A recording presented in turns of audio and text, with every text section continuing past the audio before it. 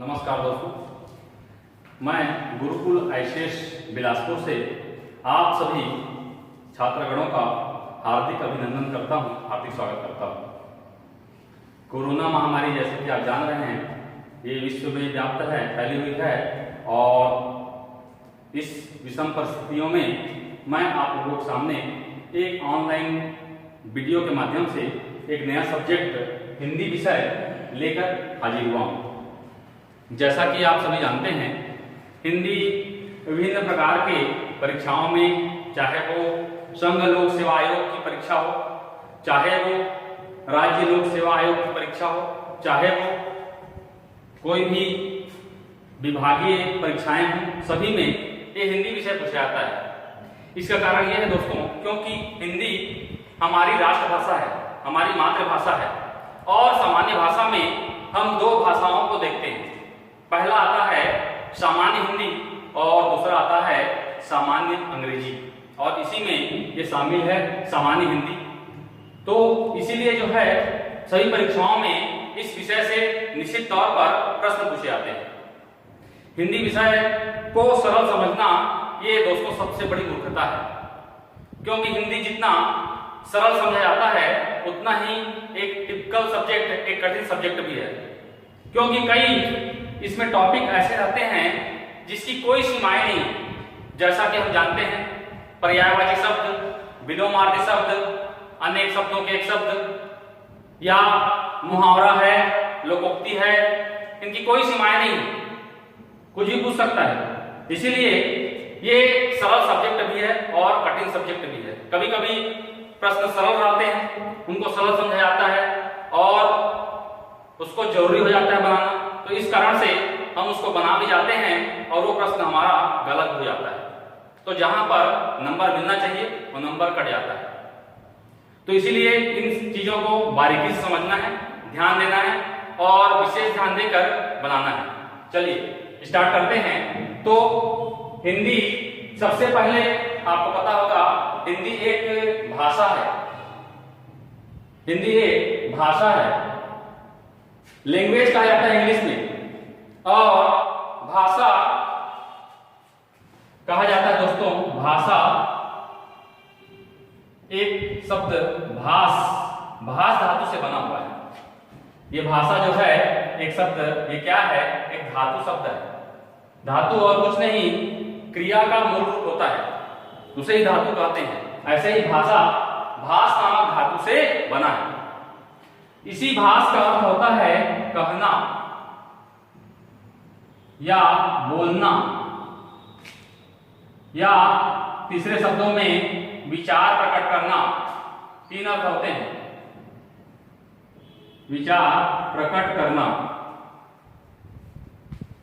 तो कहने के लिए या किसी को बोलने के लिए या अपने विचार प्रकट करने के लिए हमें जिस माध्यम की आवश्यकता होती है दोस्तों, और कुछ नहीं, यही एक भाषा है।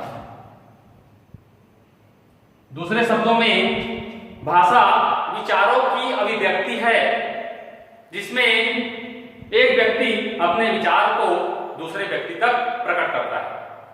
या अन्य शब्दों में कहा जाए तो भाषा और कुछ नहीं, अपनी भावनाओं को, अपनी इच्छाओं को, अपनी मनोकामनाओं को दूसरों तक प्रकट करना, यही भाषा कहलाता है दोस्तों। अब देखें, भाषा बोली का ही एक विकसित रूप है। भाषा और कहीं से नहीं बना, ये बोली से बना है, और बोली का ही विकसित रूप क्या है? एक भाषा होता है। बोली अल्प विकसित क्षेत्र में बोली जाती है, इसीलिए बोली कहलाती है। बोलियां बहुत सारी हैं, लेकिन बोली आगे चलकर जब अपना क्षेत्र विस्तृत करती है, सीमित क्षेत्र से हटकर जब व्यापकता में फैल जाती है, तभी वो क्या बनती है? भाषा बनती है। और इसी बोली को भाषा होने के लिए इसमें दो विशेषताएं होनी चाहिए। एक उस बोली की, उस भाषा की एक लिपि होनी चाहिए, और दूसरी एक व्याकरण होनी चाहिए। जब ये दोनों विशेषताएं किसी बोली में हो जाती है, तभी वो क्या कहलाती है दोस्तों? एक भाषा कहलाती है। लिपि लिपि और कुछ नहीं, हमारे लिखने की विधि है, इसे हम क्या कहते हैं, लिपि कहते हैं। हर भाषा की एक लिपि होती है दोस्तों। जैसे हिंदी भाषा है और हिंदी की लिपि एक कहलाती है देवनागरी लिपि। जैसे भारत में कहा जाता है 22 भाषाएं प्रचलित हैं, तो ऐसे ही 22 भाषाओं में 22 लिपियां भी अलग अलग प्रचलित हैं। तो हमारी जो भाषा है हिंदी भाषा, इसकी लिपि है दोस्तों देवनागरी लिपि। और देवनागरी लिपि से भी प्राचीन अगर हम लिपि की बात करें तो ये कहलाती है ब्राह्मी लिपि। क्लियर? चलिए, तो एक लिपि, अच्छा लिपि को दूसरे शब्दों में इसे कहते हैं कि यह एक दृश्य माध्यम है। यह क्या है? एक दृश्य माध्यम। अलग अलग भाषाओं की अलग अलग लिपियां होती हैं। जैसे हिंदी की देवनागरी, अंग्रेजी की रोमन, बांग्ला का बांग्ला, ऐसे ही अलग अलग लिपियां हैं, पंजाबी की गुरुमुखी इत्यादि। तो भाषा के लिए अनिवार्य पहला चीज क्या है? एक लिपि। और दूसरा व्याकरण दोस्तों, जिसको इंग्लिश में ग्रामर कहा जाता है। व्याकरण कुछ नहीं, क्यों पढ़ते हैं व्याकरण? तो उसका कारण है व्याकरण हमें किसी भी भाषा को शुद्ध रूप में प्रयोग करना, शुद्ध रूप में बोलना, शुद्ध रूप में लिखना सिखाता है दोस्तों। एक नियमबद्ध तरीका है, उसी तरीके का प्रयोग करके हम भाषा को शुद्ध रूप में रिप्रेजेंट करते हैं दोस्तों, प्रकट करते हैं। सबसे प्राचीन भाषा दोस्तों कहलाती है संस्कृत। सबसे प्राचीन भाषा कहलाती है दोस्तों संस्कृत, जिसमें विभिन्न प्रकार के वेद पुराणों को लिखा गया था। इसके बाद संस्कृत के बाद दोस्तों आई पाली भाषा। पाली भाषा के बाद में आई दोस्तों प्राकृत भाषा। प्राकृत भाषा के बाद में आई दोस्तों अपभ्रंश भाषा। और अपभ्रंश भाषा के बाद में आई दोस्तों अवहट्ट भाषा। तो हिंदी एक अपभ्रंश भाषा है। हिंदी एक क्या है? एक अपभ्रंश भाषा है। कहा जाए तो अपभ्रंश भाषा कहने का मतलब इन भाषाओं को तोड़ मरोड़ कर जो प्रकट किया गया है वही अपभ्रंश भाषा कहलाती है। और हिंदी का एक स्वतंत्र व्याकरण भी है दोस्तों, याद रखिएगा। कहा जाता है संस्कृत जब भी भाषा आती है, देखिए संस्कृत सबसे प्राचीन भाषा है और संस्कृत की एक बहुत बड़ी खासियत यह है कि संस्कृत एक भाषा में अपवाद नहीं है दोस्तों। जो भी बना हुआ है सटीक बना हुआ है, कोई अपवाद नहीं। और हिंदी और अंग्रेजी की बात करें तो इसमें अपवाद शामिल है। कभी कभी अपवादों से प्रश्न पूछा आता है। एक विडंबना है कि अपवादों से भी प्रश्न पूछा आता है, तो हमको उन चीजों को भी बारीकी से देखना पड़ेगा। तो संस्कृत भाषा में एक नाम आता है पाणिनि का। पाणिनि ने ही संस्कृत भाषा का व्याकरण लिखा था दोस्तों, जिसमें नाम आता है अष्टाध्यायी। संस्कृत व्याकरण जिसकी रचनाकार थे पाणिनि, और जो पुस्तक लिखी थी उसका नाम था दोस्तों अष्टाध्यायी। अष्टाध्यायी, कभी कभी हिंदी में अष्टाध्यायी में समास को पूछा जाता है। अष्टाध्यायी में कौन सा समास है? तो याद रखिएगा दोस्तों, अष्टाध्यायी 8 अध्यायों का समाहार है, 8 अध्यायों का समूह है। और जब भी समूह की बात होती है तो द्विगु समास के अंतर्गत आता है, संख्यावाचक होता है। तो 8 अध्याय हैं और इसी 8 अध्याय में संस्कृत व्याकरण के बारे में उल्लेख किया गया है, व्याकरण को बताया गया है। ऐसे ही हिंदी भाषा की बात करें तो हिंदी भाषा के पाणिनि कहा जाता है या व्याकरणाचार्य कहा जाता है कामता प्रसाद गुरु। कामता प्रसाद गुरु, याद रखिएगा दोस्तों। कामता प्रसाद गुरु हिंदी के पाणिनि हैं या हिंदी के व्याकरणाचार्य दोस्तों, याद रखिएगा। इसीलिए कभी कभी किसी प्रश्न में जब विभाग उलझ जाता है तो कामता प्रसाद गुरु को ऑथेंटिक आंसर मानता है दोस्तों। इसी के पुस्तक को ऑथेंटिक आंसर मानकर आयोग उसके उत्तर को लेता है। तो हिंदी व्याकरण के व्याकरणाचार्य या जनक या पितामह या पाणिनि कामता प्रसाद गुरु कहे ऐसे संस्कृत के पाणिनि को, जिसने अष्टाध्यायी लिखी हुई है। चलिए अब देखिए आगे। तो ये तो हो गई भाषा की दो विशेषताएं, एक लिपि और दूसरा व्याकरण। दूसरी बात आती है दोस्तों, इस भाषा के तीन रूप होते हैं। इस भाषा के तीन रूप, पहला रूप होता है मौखिक रूप, दूसरा रूप होता है लिखित रूप और तीसरा होता है सांकेतिक रूप। दोस्तों भाषा के तीन रूप, एक होता है मौखिक रूप, दूसरा होता है लिखित रूप और तीसरा होता है सांकेतिक रूप। सबसे पहले मौखिक रूप के बारे में अगर हम चर्चा करें तो मौखिक रूप कहा जाता है जो बोलकर प्रकट किए जाते हैं। कौन सा? जो बोलकर प्रकट किए जाते हैं उसे क्या कहा जाता है? मौखिक रूप कहा जाता है। दूसरा होता है लिखित रूप, जो लिखकर प्रकट किए जाते हैं। और तीसरा होता है सांकेतिक रूप दोस्तों, जो संकेतों के माध्यम से प्रकट किए जाते हैं। मौखिक रूप में श्रोता और वक्ता दोनों आमने सामने होते हैं। हम किसी से बात करते हैं मौखिक रूप में, तो यहां पर इसीलिए बोला गया जो बोलकर प्रकट किए जाते हैं। लिखित रूप एक स्थायी रूप है, एक दृश्य रूप है जो लिखकर प्रकट किए जाते हैं। और सांकेतिक रूप जैसे आपने देखा होगा, यातायात पुलिस संकेतों के माध्यम से आवागमन को दुरुस्त बनाते हैं। वो संकेत देते हैं कहां पर रुकना है, कहां पर चलाना है, कितने स्पीड में चलाना है, हर चीजों को संकेतों के माध्यम से रिप्रेजेंट किया जाता है। तो वहां पर भी वो सांकेतिक रूप का प्रयोग करते हैं। तो ये तीन रूप हैं, मौखिक, लिखित और सांकेतिक रूप। अब देखिए यहां पर से प्रश्न पूछने का जो सिलसिला है ये प्रारंभ हो जाता है दोस्तों। मौखिक रूप में बात करें तो भाषा की सबसे छोटी इकाई ध्वनि होती है दोस्तों। अगर आपसे एग्जाम में प्रश्न पूछा गया कि मौखिक रूप में भाषा की सबसे छोटी इकाई या कभी कभी बोलता है लघुत्तम इकाई क्या होगी, तो याद रखिएगा ध्वनि होगी। दूसरा चीज लिखित रूप, भाषा की लिखित रूप में सबसे छोटी इकाई दोस्तों याद रखिएगा वर्ण होगा। वर्ण, इसको याद रखिएगा, ये लिखित रूप में भाषा की सबसे छोटी इकाई। और तीसरा सांकेतिक रूप, जो बताया कभी कभी गूंगे बहरे जो रहते हैं या जो यातायात पुलिस रहते हैं उनके द्वारा इसका प्रयोग किया जाता है। तो ध्वनि कहें या वर्ण कहें, ये दोनों एक ही है, याद रखिएगा। ये मौखिक रूप में सबसे छोटी इकाई और ये लिखित रूप में सबसे छोटी इकाई होती है, ध्वनि और वर्ण।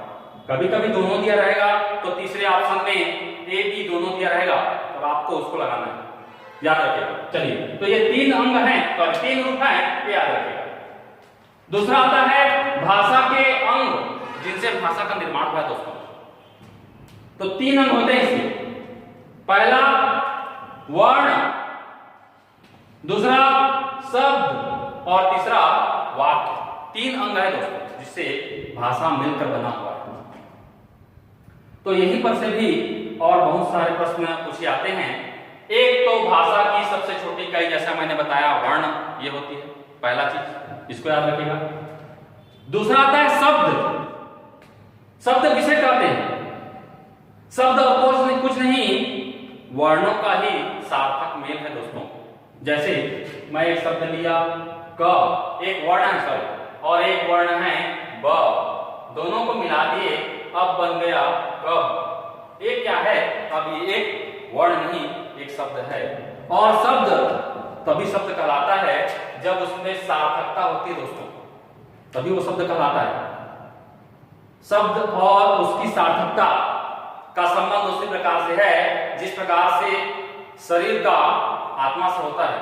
आत्मा निकल गया, शरीर लाश कहलाता है, उसी प्रकार से शब्द का अर्थ निकल गया तो वो एक शब्द नहीं, एक निरर्थक शब्द कहलाता है दोस्तों। तो दूसरा प्रश्न भी आता है कि अर्थ के आधार पर अगर पूछा जाएगा, अर्थ के आधार पर भाषा की सबसे छोटी इकाई क्या होगी, तो वहां पर आपको लेना है दोस्तों शब्द। अर्थ के आधार पर। क्यों? क्योंकि वर्ण का कोई अर्थ नहीं होता दोस्तों।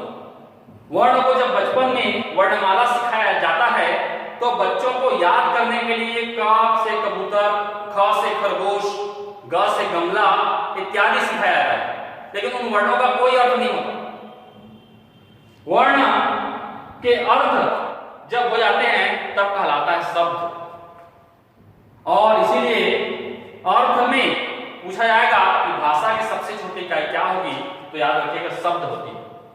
और तीसरा आता है वाक्य। वाक्य कहा जाए तो जैसे हमने दो शब्दों को ले लिया, कब और आए, तो अब यह बन गया कब आए, एक प्रश्नवाचक वाक्य बन गया दोस्तों, इंट्रोगेटिव सेंटेंस बन गया। तो कहा जाए तो वाक्य का परिभाषा क्या होगा, तो शब्दों के सार्थक में सार्थकता होनी चाहिए ना, ध्यान दीजिएगा।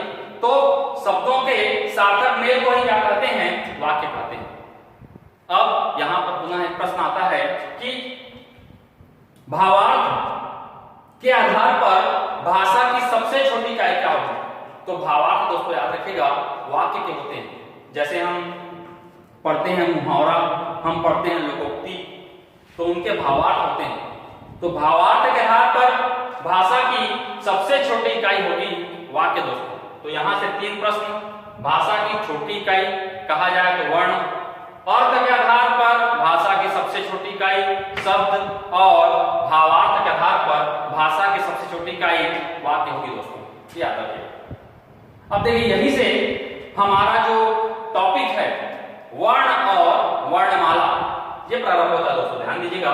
ये वर्ण से ही हमारा जो मूल टॉपिक है, जहां से और प्रश्न पूछा जाता है, वो प्रारंभ होता है दोस्तों। तो देखिए वर्ण के बारे में क्या कहा गया है। तो वर्ण जब हम पढ़ते हैं, वर्ण में हम पढ़ते हैं वर्णमाला के बारे में। वर्णमाला देखिए, माला जब भी लिखा रहेगा, समूह के बारे में बात की जाएगी। माला में जैसे फूलों का समूह होता है, चाहे वो कोई भी फूल हो, ऐसे ही अब यहां पर एक शब्द जुड़ गया वर्ण। तो वर्णमाला कुछ नहीं, वर्णों का ही एक व्यवस्थित समूह दोस्तों, से क्या कहते हैं हम, वर्णमाला कहते हैं दोस्तों। तो यहां पर पुनः यहां पर प्रश्न पूछे जाने के अलग अलग तरीके होते हैं। जैसे हिंदी में मूल वर्ण, हिंदी वर्णमाला में मूल वर्ण या साधारण वर्ण की संख्या कितनी होती है, पहला प्रश्न। दूसरा, हिंदी में कुल वर्ण कितने होते हैं। तो देखिए कंफ्यूज करने वाले प्रश्न सभी, जिससे आप कंफ्यूज जाओगे, पता नहीं चलेगा, ऑप्शन में उलझ जाओगे। और दूसरा, हिंदी सरल है तो आप बनाने के लिए मजबूर भी होगे। तीसरा, मानक रूप में कुल वर्ण कितने हैं दोस्तों, याद रखिएगा। तो जब भी मूल वर्ण या साधारण वर्णों की बात की जाएगी तो इसमें 44 है दोस्तों, इसको मैं क्लासिफाई करूंगा, अभी ध्यान से देखिएगा। मूल वर्ण या साधारण वर्ण कुल हैं आपके 44। दूसरा है, हिंदी में कुल वर्ण की बात की जाए तो कुल वर्ण हम जैसे जानते हैं 52 वर्ण है दोस्तों, सबको बताऊंगा। और तीसरा है, मानक रूप में स्टैंडर्ड फॉर्मेट में कुल वर्ण कितने हैं, तो याद रखिए दोस्तों 56 वर्ण है। ये तीन प्रश्न यहां से पूछे जाते हैं दोस्तों, बहुत इंपॉर्टेंट है। एक मूल वर्ण या साधारण वर्ण कितने हैं, एक हिंदी में कुल वर्ण ये कितने हैं, और तीसरा मानक रूप में कुल वर्ण कितने हैं। तो तीन प्रश्न यहाँ से, और वहां से मैंने 5 प्रश्न अलग अलग तरीके से बता दिए। यहाँ से पूरे प्रश्न स्टैंडर्ड फॉर्म में हर एग्जाम में अलग अलग तरीकों से पूछे जाते हैं दोस्तों। अब इन्हीं को हमको देखना है कि 44 और 52 और 56 किस प्रकार से दिया हुआ है। चलिए आगे देखिए। तो वर्णमाला, अब वर्णमाला की बात की जाए तो जैसा कि मैं बताया, ये वर्णों का व्यवस्थित समूह होता है दोस्तों, अरेंज होता है टोटली। हम कोई वर्ण से हम वर्णमाला को स्टार्ट नहीं करेंगे, स्टार्ट होता है हमेशा स्वर वर्णों से, और उसके बाद हम लेते हैं व्यंजन वर्णों को। वॉइस और कॉन्सोनेंट इंग्लिश में कहा जाता है। तो पहले इसीलिए इसको व्यवस्थित समूह कहा गया है, क्योंकि हर चीज इसमें अरेंज होता है। हम चीजों को, स्थान को अदल बदल नहीं सकते, स्थान को परिवर्तित नहीं कर सकते, ऑर्डर को चेंज नहीं कर सकते। तो यहीं से दोस्तों ये वर्णमाला चालू होती है, और ये वर्णमाला इसीलिए इसको दो भागों में क्लासिफाइड किया है। एक कहा जाता है स्वर वर्ण, इंग्लिश में वॉइस कहा जाता है। हम इंग्लिश और हिंदी को कंपेयर करके नहीं पढ़ सकते, क्योंकि चीजें सेम है, बस लैंग्वेज अंतर है। एक इंग्लिश है और एक हिंदी है, concept both are same. Clear? चलिए, तो एक है स्वर वर्ण, दो भाग हैं इसके दोस्तों, और दूसरा है व्यंजन वर्ण, वॉइस, और एक है कॉन्सोनेंट, दो चीजें हैं। तो पहला चीज यहां पर याद रखिएगा। अब पूछा जाता है हिंदी वर्णमाला में स्वर वर्णों की संख्या कितनी है? अलग अलग बुक में अलग अलग राइटरों के द्वारा अलग अलग बातें बताई जाती है, जिससे विद्यार्थी कंफ्यूज होते हैं। किसी में 10 दिया रहता है, किसी में 13 दिया रहता है, किसी में 11 दिया रहता है। क्यों होता है ऐसा कंफ्यूजन, ये मैं अभी आपको बताऊंगा। लेकिन आपको पहले दिमाग में बैठा लेना है कि हिंदी वर्णमाला में स्वर वर्णों की संख्या दोस्तों 11 है, और 11 है, और सिर्फ 11 है दोस्तों। 11 से और आगे आपको ना बढ़ना है ना कम करना है। हिंदी वर्णमाला में 11 स्वर वर्ण है दोस्तों, और व्यंजन वर्ण दोस्तों ये 33 है। इसीलिए मैंने आपको बताया 11 और 33 को जोड़ देंगे तो होता है 44, और इसी के बारे में बताया था कि मूल वर्णों की संख्या इसीलिए क्या लिया गया है, 44 लिया गया है दोस्तों, क्योंकि 11 स्वर वर्ण है और 33 क्या है, व्यंजन वर्ण है। 11 का ही गुणज है, याद करने का और कोई तरीका नहीं। 11 का गुणज 33, इस प्रकार से आपको याद रखना है। कुल हो गए 44। अब देखिए इन्हीं वर्णों के बारे में देखना है कि ये 11 वर्ण कौन कौन से हैं, और क्यों 13 या किसी में 10 ये लिया जाता है। चलिए तो देखिए, एक 11 वर्ण में हम स्टार्ट करते हैं अ से। अ, आ, ई, उ, री, ए, ओ और औ। इतने ही हैं दोस्तों। ये 1 2 3 4 5 6 7 8 9 10 और 11। तो आपको 11 से भटकना नहीं है। 11 मतलब 11 है, आपको 11 ही याद रखना है दोस्तों, याद रखिएगा। इसके अलावा दो और वर्ण आते हैं, वो कौन से? तो एक आता है और एक आता है आहा। कभी कभी पुस्तकों में इन दोनों वर्णों को भी शामिल कर लिया। अब बोल देते हैं कि कितने हो गए, 13 हो गए। या कभी कभी इस वर्ण को नहीं दिया जाता स्वर वर्णों में, और बोल देते हैं कितने, 10। तो इसी कारण से कभी 10 कभी 13 दिया जाता है। हमको याद रखना है कुल 11 स्वर वर्ण है। री, इसका कोई स्वतंत्र उच्चारण नहीं है और इसकी कोई बड़ी मात्रा नहीं है। ये वास्तव में कहा जाता है री संस्कृत का वर्ण है, और संस्कृत से ही इसे लिया गया है दोस्तों। संस्कृत में री की बड़ी मात्रा होती है इस प्रकार से। तो ये संस्कृत का वर्ण है, ना ही इसका स्वतंत्र उच्चारण है। हम री को र के माध्यम से उच्चारण करते हैं, री बोलते हैं, इसीलिए कंफ्यूजन होता है। लेकिन इसको स्वर वर्णों में व्याकरणाचार्यों के द्वारा शामिल किया गया, तो आपको भी याद रखना है री एक स्वर वर्ण है। दूसरी बात आती है और आहा। इसे क्या कहा जाता है? तो ये और आहा और कुछ नहीं दोस्तों, ये है, इसे कहा जाता है अयोगवाह वर्ण। अयोगवाह वर्ण, अयोगवाह वर्ण। कभी कभी पूछा जाता है हिंदी वर्णमाला में अयोगवाह वर्णों की संख्या कितनी, दे देगा ऑप्शन में अलग अलग। तो एक याद रखिएगा, एक है और एक है आहा। और आहा, इसे अयोगवाह कहा जाता है।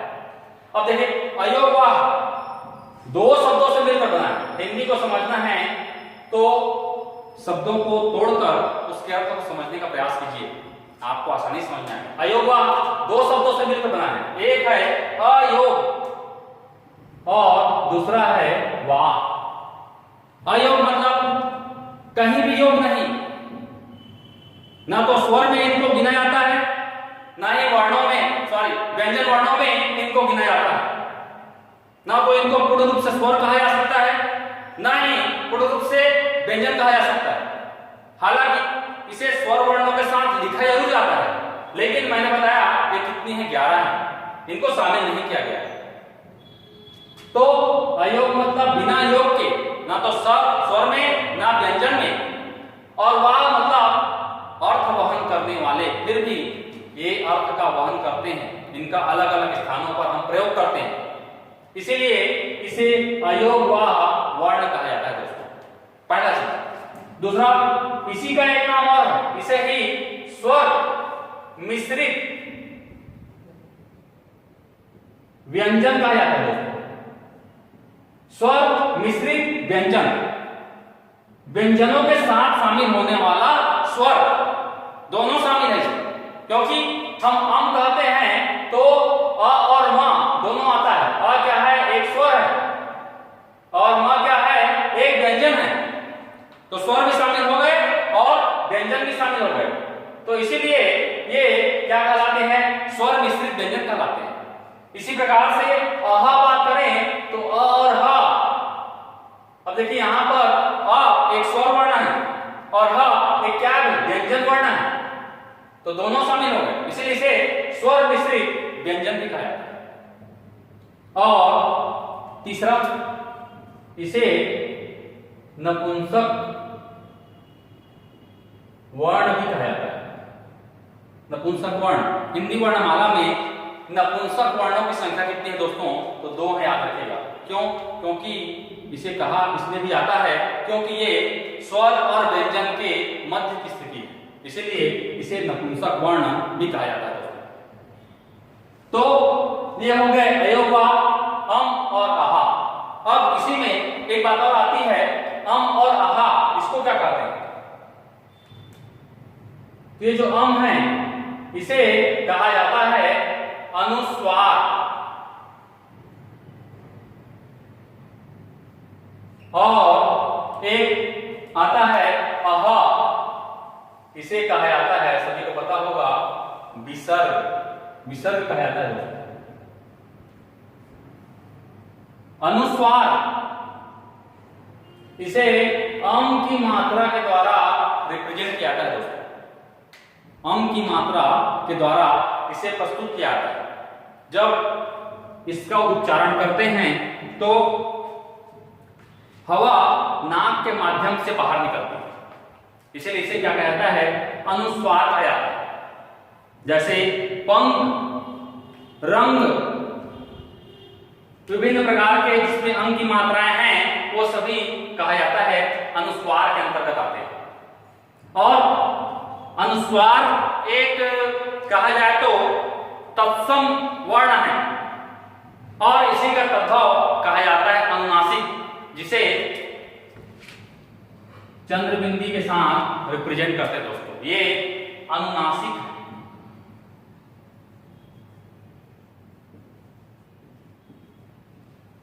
और अंक की मात्रा ये क्या है, अनुस्वार है दोस्तों। तो हिंदी वर्णमाला में अयोगवा 2 अम और अहा, जिसमें अम को अनुस्वार कहते हैं और अहा को विसर्ग कहते हैं दोस्तों। और अनुस्वार एक तत्सम शब्द है, तत्सम वर्ण है, और जब चंद्रबिंदी, चंद्रमा और उसके ऊपर बिंदी लग जाता है तो चंद्रबिंदी, और उसे क्या कहते हैं, अनुनासिक कहते हैं दोस्तों। तो ये हो गए आपके स्वर वर्णों के बारे में। अब स्वर वर्णों के बारे में एक परिभाषा सामूहिक रूप से क्या कहेंगे, तो स्वर वर्ण कहा जाता है ऐसे वर्ण जो स्वतंत्र होते हैं, ऐसे वर्ण जो स्वतंत्र होते हैं, जिसको उच्चारण करने के लिए किसी अन्य वर्ण की सहायता नहीं लेनी पड़ती दोस्तों, जो बिना रुकावट के बोले जाते हैं, उन्हीं वर्णों को हम क्या कहते हैं, स्वर वर्ण कहते हैं दोस्तों। तो ये स्वर वर्णों के बारे में है। हम विस्तृत चर्चा पहले स्वर वर्णों के बारे में करेंगे, उसके बाद हम व्यंजन वर्णों के बारे में करेंगे। अब देखिए आगे, स्वर वर्णों को अलग अलग भागों में क्लासिफाइड किया गया है। एक है आपका स्वर वर्ण,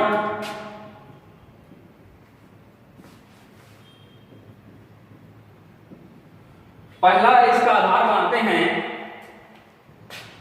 उच्चारण काल के आधार पर। उच्चारण काल के आधार पर, उच्चारण काल कहने का मतलब उच्चारण में लगने वाले समय के आधार पर वर्णों को, इन स्वर वर्णों को 3 भागों में बांटा गया है। पहला आता है ह्रस्ववर्ण, या इसे लघु वर्ण भी कहते हैं। दूसरा आता है दीर्घवर्ण, इसे गुरु कहते हैं, लघु गुरु, जिसको छंद में हम पढ़ते हैं, लघु गुरु वर्णों की गणना करने पर। और तीसरा आता है प्लुत वर्ण। प्लुत वर्ण, ह्रस्ववर्ण और दीर्घवर्ण। ह्रस्ववर्ण ऐसे वर्ण जिनको उच्चारण करने में कम समय लगता है, उसे ही हम क्या कहते हैं, ह्रस्ववर्ण कहते हैं।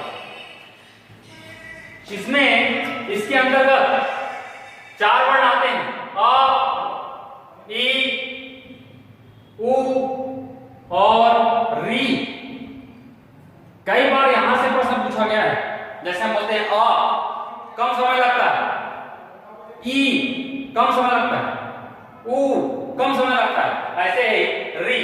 तो यहां पर इन वर्णों की संख्या हो गई 4। और यहीं से एक प्रश्न और यह बनता है कि हिंदी वर्णमाला में मूल वर्ण या मौलिक वर्णों की संख्या कितनी है?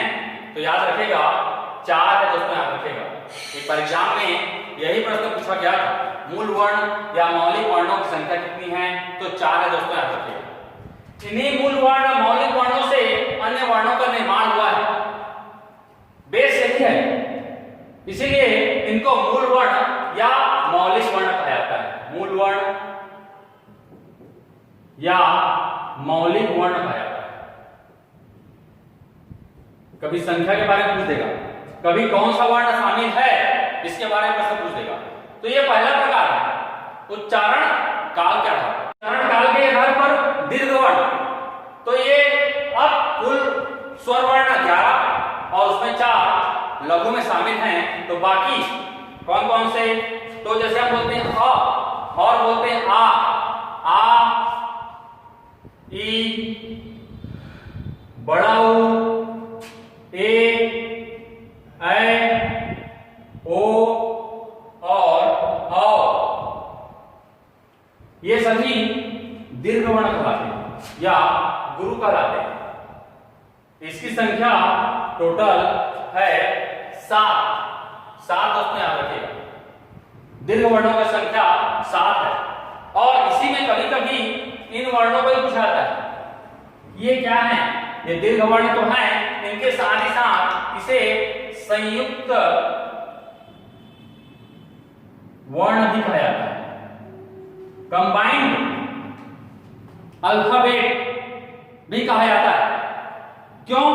क्योंकि ये 2 वर्णों के मेल से बने हो। जैसे एक ही बात करें तो अ और ई से मिलकर बना है।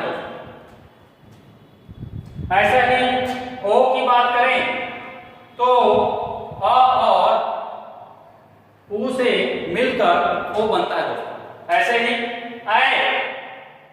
अ और ए से मिलकर बनता है, अ और ए से मिलकर और अ और ओ से मिलकर अ बनता है दोस्तों। तो ये सही सभी कंबाइंड अल्फाबेट है, संयुक्त वर्ण है, वर्णों के मेल से ही बना है, तो इसलिए इसे संयुक्त वर्ण कहा जाता है। कभी कभी पूछा है कि हिंदी वर्णमाला में इनमें से कौन सा संयुक्त वर्ण में शामिल है, तो ये चार हैं, ए, ऐ, ओ और औ। तीसरी बात आती है प्लुत वर्ण की। प्लुत वर्ण किसे कहते हैं? तो ऐसे वर्ण जिनके उच्चारण में दीर्घ वर्ण से भी ज्यादा समय लगता है, या ऐसे वर्ण जिनके उच्चारण में तिगुना समय लगता है, उसे हम क्या कहते हैं? प्लुत वर्ण कहते हैं। इसके अंतर्गत 8 वर्ण आते हैं, अ और बाकी सभी दीर्घ वर्ण। तो दीर्घ वर्ण में 7 वर्ण और 1, तो कितने हो गए? 8। तो टोटल 8 वर्ण आते हैं दोस्तों। उच्चारण काल में तिगुना समय लगता है। जैसे कुछ क्रियाएं हैं, जैसे रोने में, गाने में, चिल्लाने में। जैसे रामू इधर आ, तो रामू बोले, रामू म में ऊ की मात्रा है और इस ऊ की मात्रा को हमने और लंबा खींच दिया, रामू इधर आ। यही जो लंबा समय है, ये हमने ऊ की मात्रा को ज्यादा समय दिया है और यही क्या है? प्लुत वर्ण है। तो ये है आपका उच्चारण काल के आधार पर। उच्चारण काल के आधार पर कहने का मतलब उच्चारण में लगने वाले समय के आधार पर। 3 पार्ट, पहला ह्रस्व, दूसरा दीर्घ, तीसरा प्लुत। इसमें कम समय, इसमें थोड़ा उससे ज्यादा समय और इसमें तिगुना समय। इसमें वर्णों की संख्या 4, इसमें 7 और इसमें 8। सभी अपने आप में बहुत ही महत्वपूर्ण चीजें हैं दोस्तों, इनको याद रखिएगा। नेक्स्ट आता है आपका ओष्ठाकृति के आधार पर। हमारा जो मुंह और उसमें है लिप्स, ओंठ, उसकी आकृति अलग अलग बनती है जब हम इन वर्णों का उच्चारण करते हैं और इसी ओष्ठाकृति के आधार पर इनको भी अलग अलग भागों में बांटा गया है। बेस क्या है? ओष्ठाकृति के आधार पर। ओष्ठाकृति, ओष्ठधन आकृति, लिप्स के शेप जो बनते हैं ओष्ठाकृति के आधार पर। ओष्ठाकृति के आधार पर इन वर्णों को 2 भागों में बांटा गया है। पहला वृत्तमुखी, वृत्तमुखी, और दूसरा अवृत्तमुखी। वृत्तमुखी और दूसरा अवृत्तमुखी, या ऐसे ही वृत्ताकार और इसे अवृत्ताकार। जब भी किसी भी शब्द के आगे अ उपसर्ग जुड़ जाता है तो वो अधिकतर नकारात्मक अर्थ को देता है, तो ये अवृत्ताकार। तीसरा नाम आता है, देखिए नाम को भी पढ़ना जरूरी है क्योंकि अलग अलग नाम से ये प्रश्न पूछा जाता है। एक वृत्तमुखी या वृत्ताकार और एक है गोलक और अगोली।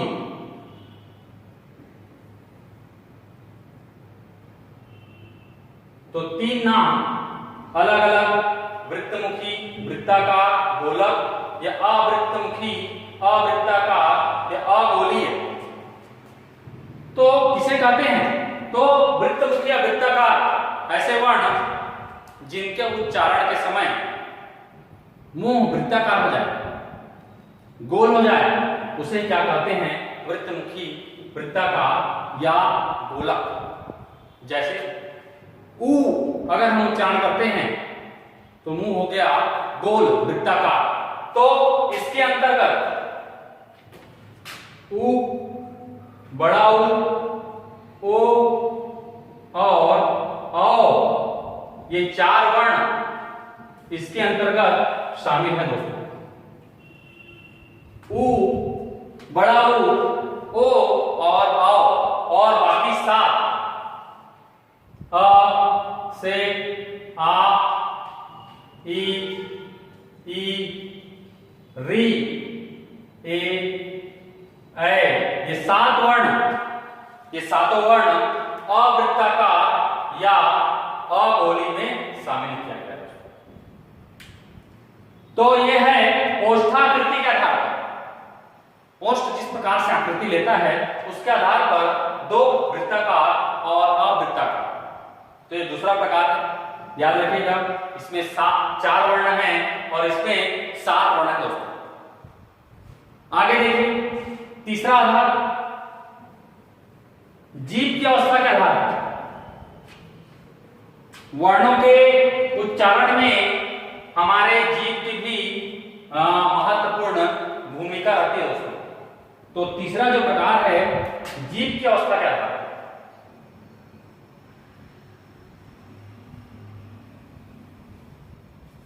जीभ की अवस्था के आधार पर दोस्तों, तो जीभ की अवस्था के आधार पर 3 प्रकार, एक अग्र, एक मध्य और एक पश्च, 3 प्रकार होते हैं।